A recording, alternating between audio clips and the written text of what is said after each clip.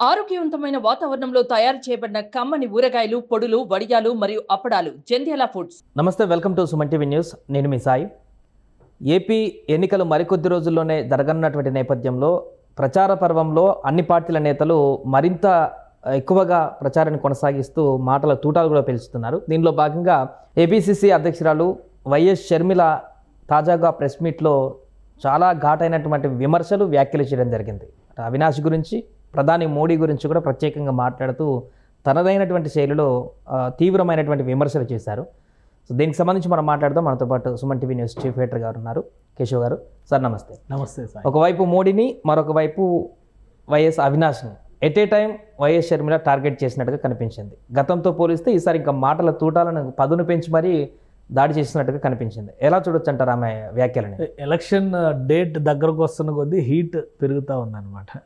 షర్మిల చేసినటువంటి కామెంట్స్, ఆమె రెండు ముఖ్యమైనటువంటి విషయాలు మాట్లాడింది. నరేంద్ర మోడీ గారికి ఒక రేడియో చూపించి మన్ కీ బాత్ చెప్పింది. ఆమె చెప్పినటువంటి పాయింట్స్ కూడా చాలా ముఖ్యమైనటువంటి పాయింట్స్. ఎందుకంటే ఆంధ్రప్రదేశ్ ఇప్పుడున్నటువంటి పరిస్థితుల్లో, అంటే ఆర్థిక సమస్యలు కావచ్చు, విభజన తర్వాత వచ్చినటువంటి సమస్యలు కావచ్చు, వీటన్నిటికీ మందు రాయాల్సినటువంటి బాధ్యత, పెద్దన్న పాత్ర పోషించాల్సినటువంటి అవసరం కేంద్ర ప్రభుత్వానికి ఉంది.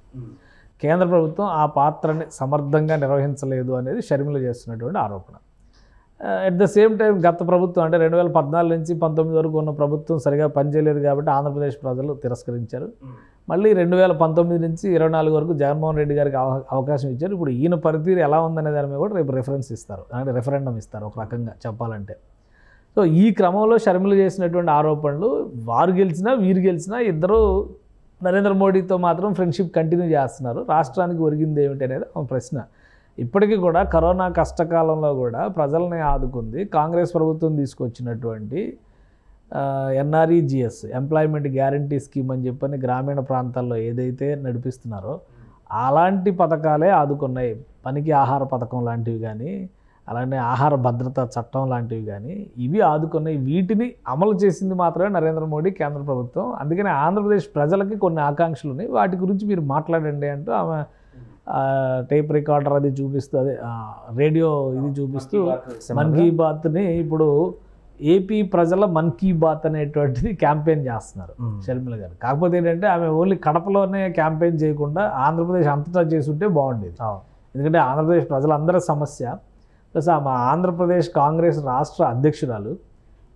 ఓన్లీ కడపకు పరిమితం అయిపోయారు. గత 10-15 రోజులుగా చూస్తే ఆల్మోస్ట్ కడప జిల్లా, కడప లోక్సభ పరిధిలోనే ఆమె యాత్రలు జరగడం కానీ, ఆమె ప్రెస్ మీట్లు కానీ, అంటే ఉదయం ప్రోగ్రామ్ ఏదో ఒక ప్రెస్ మీట్ ఉంటుంది, లేదా సాయంత్రం ఉన్న ప్రెస్ మీట్ ఉంటుంది, లేదా ఉదయం ఒక రోడ్ షో కానీ, ప్రజల్లోకి వెళ్ళేటువంటి ప్రయత్నం కానీ, గ్రామీణ ప్రాంతాలని సందర్శించేటువంటి ప్రయత్నం, ఇవన్నీ జరుగుతూ ఉన్నాయి. సో ఈ ప్రయత్నం రాష్ట్ర వ్యాప్తంగా జరుగుంటే ఆ లెక్క వేరేగా ఉండేది. 175 కాన్స్టిట్యున్సీస్లో మిత్రపక్షాలకి ఒక 10-15 వదిలేసినా కానీ మిగతా చోట్ల కాంగ్రెస్ బరిలో ఉంది కదా. సో అక్కడ సమస్య వస్తుంది. కానీ ఆమె లేవనెత్తినటువంటి అంశాలపైన ప్రధానమంత్రి టూర్లో స్పందిస్తారా, లేదా ప్రధానమంత్రి ఏదైనా సమాధానం చెప్తారా? ఆంధ్రప్రదేశ్ ప్రజలందరూ ఎదురు చూస్తుంది కూడా చంద్రబాబు నాయుడు లేదా పవన్ కళ్యాణ్, వీళ్ళు ముగ్గురు కలిసి వస్తే ఓటేద్దామా, ఆంధ్రప్రదేశ్కి ఏమన్నా చెప్తారా, ఆంధ్రప్రదేశ్కి ఏమన్నా ప్రయోజనం? ఎందుకంటే ప్రధానమైన సమస్యలు చాలా ఉన్నాయి కదా, వాటి గురించే ఇప్పుడు ఆమె ఫోకస్ చేసింది. రెండో పార్ట్ చూస్తే జగన్మోహన్ రెడ్డి గారిని టార్గెట్ చేసింది. ఫస్ట్ నుంచి కూడా జగన్మోహన్ రెడ్డి విషయంలో ఆమె ఒకటే పాయింట్ చెప్తుంది, వివేకానంద రెడ్డి గారి హత్య కేసుకు సంబంధించినటువంటి అంశం. ఈసారి కొంచెం పదును పెంచారు, వాడి పెంచారు, నకిలీ పాస్పోర్ట్ ఏదో రెడీ చేసుకుంటున్నారు. ఒకవేళ గవర్నమెంట్ మారిపోతుందని చెప్తున్నారు. గవర్నమెంట్ మారిపోతే తను అరెస్ట్ చేయడం ఖాయం అనేటువంటి దృష్టిలో అవినాష్ రెడ్డి ఉన్నారు. కాబట్టి ఆయన నకిలీ పాస్పోర్ట్ రెడీ చేసుకుంటున్నాడు దేశం వదిలి పారిపోవడానికి అని చెప్పని చాలా ఘాటైనటువంటి విమర్శలు చేశారు. ప్లస్ భారతిని టార్గెట్ చేసి మాట్లాడారు. అందరినీ నరికేసి మీరే ఉండండి, ఏకపక్షం ఒకే పక్షం అనేటువంటి చాలా సీరియస్ ఎలిగేషన్స్ అవన్నీ కూడా. అంటే వాళ్ళు సీరియస్ ప్రత్యర్థిగా చూడకపోయినప్పటికీ కూడా షర్మిల గారు చేస్తున్నటువంటి విమర్శలు మాత్రం చాలా సీరియస్వి. కడప ప్రజలకు ప్రధానంగా చేస్తున్నటువంటి విజ్ఞప్తిగా కూడా చెప్పారు. కడప ప్రజలు ఇప్పుడు రియాక్ట్ అవ్వండి, నేను ఓడిపోతే నిజం ఓడిపోయినట్టు, అవినాష్ రెడ్డి గెలిస్తే నేరం గెలిచినట్టు అనేటువంటి ఒక స్లోగన్ ఇచ్చారు. సో కడప ప్రజలు ఏ విధంగా దీన్ని చూస్తారు? 15-20 రోజులుగా కడపలోనే మకాం వేసి ఆమె చేస్తున్నటువంటి ప్రయత్నానికి ఎంతవరకు ఆదరణ ఇస్తారనేది చూడాలి. ఇంకొక 2-3 రోజుల్లో ఓటింగ్ స్టార్ట్ అయిన తర్వాత, ఓటింగ్ రోజు ఇంకొక మాట కూడా అన్నారు, నేను గెలిస్తే ఎంపీగా ఇంటికి వచ్చి మీరు కలవచ్చు, అవినాష్ గెలిస్తే జైలుకి వెళ్ళి మీ ఎంపీని కలవాల్సిన పరిస్థితి వస్తుందంటే కూడా ఆమె చెప్పడం జరిగింది. అంటే ప్రభుత్వం మారితే నెక్స్ట్ ఖచ్చితంగా అవినాష్ అరెస్ట్ అవుతాడనేటువంటి ఒక ఇండికేషన్ ఆమె చెప్తున్నట్టు అనుకోవచ్చు. అంటే అంతే కదా, 100% అది కన్ఫర్మ్ అనేటువంటిది ఆమెకు ఏమైనా ఇన్ఫర్మేషన్ ఉండొచ్చు. ఎందుకంటే ఇప్పుడు చాలామంది అప్పుడు ఇన్సిడెంట్ జరిగినప్పుడు చంద్రబాబు నాయుడు ప్రభుత్వం ఉంది కదా, అప్పుడు ఏం చేశారు, ఇట్లాంటి ప్రశ్నలన్నీ వస్తున్నాయి. కానీ వాస్తవానికి ఎలక్షన్ కోడ్ వచ్చిన తర్వాత వివేకానంద రెడ్డి గారు హత్య జరిగింది. నామినేషన్స్ వేయడానికి నామినేషన్స్ గడువు కంప్లీట్ అవ్వడానికి 2-3 రోజులు ముందర జరిగినట్టు ఉంది నాకు గుర్తున్నంతవరకు. మార్చి 14-15 జరిగినట్టు ఉంది. మార్చి 18తో లాస్ట్ టైము, అంటే 2019 ఎలక్షన్స్ అప్పుడు నామినేషన్స్ లాస్ట్. అప్పటికి గవర్నమెంట్ లేదు, గవర్నమెంట్ ఈజ్ ప్యారలైజ్డ్. ఎందుకంటే హూ ఈజ్ చీఫ్ మినిస్టర్ అని అడిగారు కదా అప్పుడు చీఫ్ సెక్రటరీ ఎల్వి సుబ్రహ్మణ్యం గారు. అప్పటి వరకు ఉన్న చీఫ్ సెక్రటరీని మార్చేసి ఆయన ఈసీ అపాయింటెడ్ చీఫ్ సెక్రటరీ. ఇటు ఈయన డీజీపీ కూడా EC appointed DGP. At the same time intelligence chief కూడా ఈసీ అపాయింటెడ్ ఇంటెలిజెన్స్ చీఫ్. కాబట్టి ఇంకా అక్కడ గవర్నమెంట్ ఎక్కడ ఉంటుంది, చంద్రబాబు నాయుడు గారు ఆపరేషన్స్ చేయడానికి అవకాశం ఎక్కడ ఉంటుంది. కాబట్టి అప్పుడు ప్రజలకు గుర్తుండి ఉండకపోవచ్చు, బట్ జరిగింది అయితే అది. అందుకనే ఆ రోజు అసలు బ్యాక్ ఎండ్ హిస్టరీ ఏంటనేది బయటికి రాకుండానే కేసు ఎలక్షన్స్ దృష్ట్యా ఏం చెప్తే అది ఎవరు ఎక్కువ నోరేసుకొని బయటపడితే వాళ్ళ మాట వినేటువంటి వాతావరణం ఉంది. తర్వాత అప్పుడు వేసినటువంటి సిట్ను కూడా తీసేశారు, ఆ ఆఫీసర్ని సస్పెండ్ చేసింది జగన్మోహన్ రెడ్డి గవర్నమెంట్. సో తర్వాత జరిగినటువంటి పరిణామాలు, సిబిఐ ఇన్వాల్వ్ అయినటువంటి విధానం.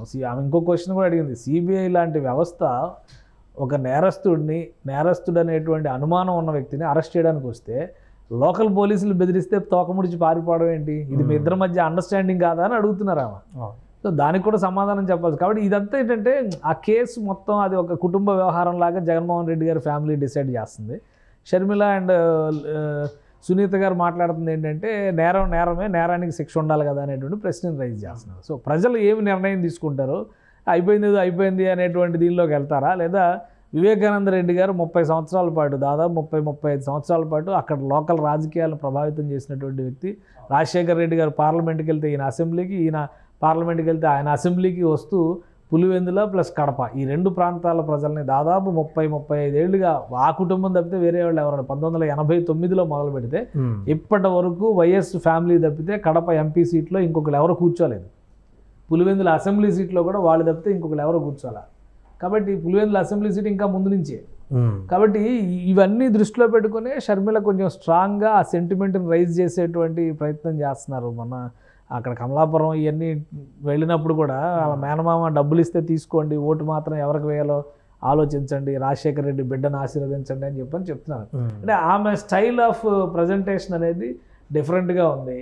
ఇష్యూస్ని ఆమె ప్రజల ముందరకు తీసుకెళ్తున్నటువంటి విధానం కూడా ఆలోచనాత్మకంగా ఉంది. ఇప్పుడు ఈ ఎన్నికలో వైఎస్ షర్మిల రెఫరెండంగా భావిస్తున్నారా? అంటే రాష్ట్ర వ్యాప్తంగా ఉన్నటువంటి మిగతా ఎమ్మెల్యేల కంటే కూడా తను నిలబడ్డటువంటి ఒక కడప ఎంపీ స్థానం ఒక్కటే ప్రధానమైనది, ఇక్కడ గెలిస్తే భవిష్యత్తులో ఇంకా రాజకీయంగా కాంగ్రెస్ కానీ తనకు గాను ముందుకు వెళ్ళేటువంటి అవకాశం ఉంటుంది అనేటువంటి ఆలోచన ఏమన్నా కనిపిస్తుంది? అంటే ఖచ్చితంగా అక్కడ గెలవడం అనేది షర్మిల లక్ష్యం అని కనిపిస్తుంది. ఎందుకంటే 15-20 రోజుల నుంచి రాష్ట్రం మొత్తం ఎక్కడ పర్యటనలు లేవు కదా.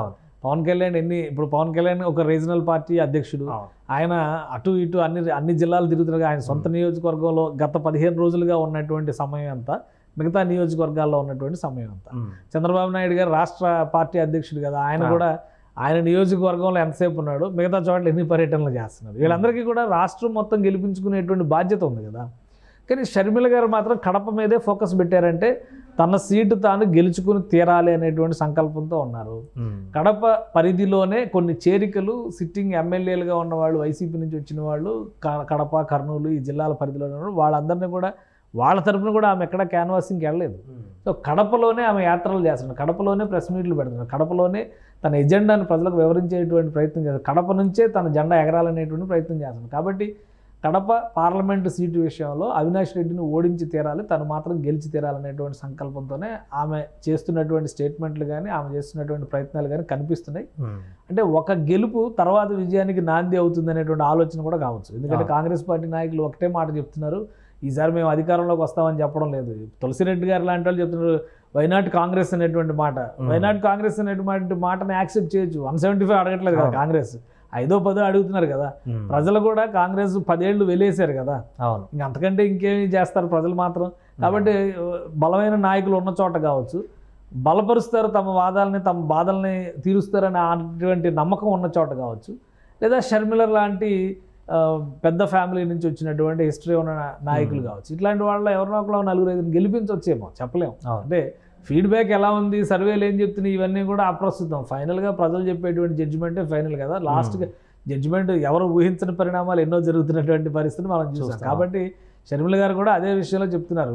ఒక మీడియాలో కూడా ఒక స్టేట్మెంట్ ఇచ్చారు, అన్నకో ఓటు చెల్లికో ఓటు అని మీరు క్యాంపెయిన్ చేస్తున్నారని చెప్పారంటే ఆమె చాలా సీరియస్గా దానికి రిటాలియేషన్ ఇచ్చారనమాట. ఎందుకంటే నేను ఎక్కడైనా అలా చెప్పానా, కాంగ్రెస్ పార్టీ 175 నియోజకవర్గాల్లో కాంగ్రెస్ పార్టీ మిత్రపక్షాలను గెలిపించండి అని చెప్తున్నారు.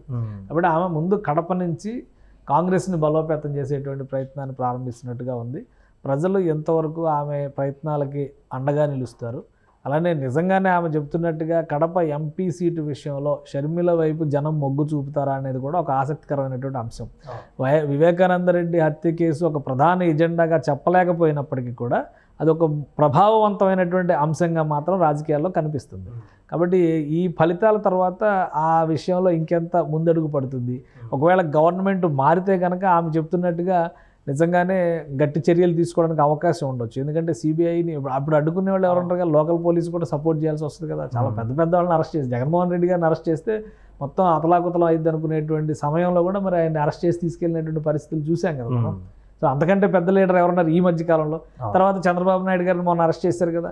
మొత్తం అంతా కూడా ఆయన తీసుకెళ్తున్నటువంటి రోడ్డు మొత్తం కూడా నిశ్శబ్దంగా మారిపోయింది. అటు ఎక్కడ నాయకులు కానీ కార్యకర్తలు కానీ బయటకు వచ్చేటువంటి పరిస్థితి లేదు. అంతకంటే పెద్ద నాయకులు ఇంకెవరు ఉంటారు?